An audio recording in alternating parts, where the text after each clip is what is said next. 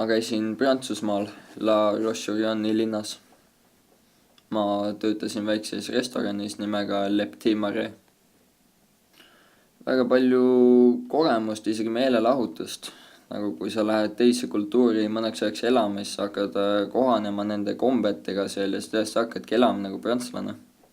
Kindlasti soovitan jaa, seal on väga palju uut õppida, näiteks mitte ainult toidukultuurist ega üldse, kuidas nad riietuvad või räägivad, vaid näiteks loodus. Mulle meeldis loodus väga. Käisin Taanis infotehnoloogia ülikoolis IT-d õppimas. See andis väga palju enesekindlust, head kogemust ning ka sain inglise keelt praktiliseerida, sest see on ülihea võimalus noortel õpilastel ennast proovile panna ja midagi uut õppida välismaalastelt, mida siin Eestis võib-olla ei üldse õpetata.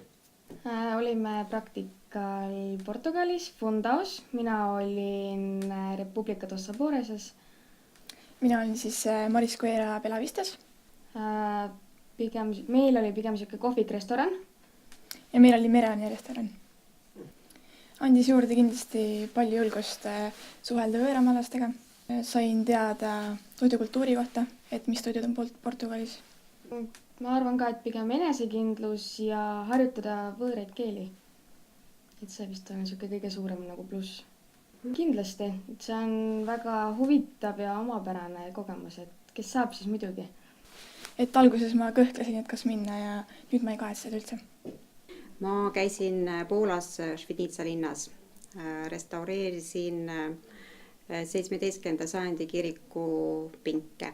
Andis kindlasti teadmise, et ma teen õiget asja. Kindlasti soovitan praktikale kandideerida. Silmaring ei saa olla kunagi nii lai, et seda ei võiks enam avardada. Ja teadmised ja oskused võivad olla nii head kui tahes, alati midagi juurde õppida.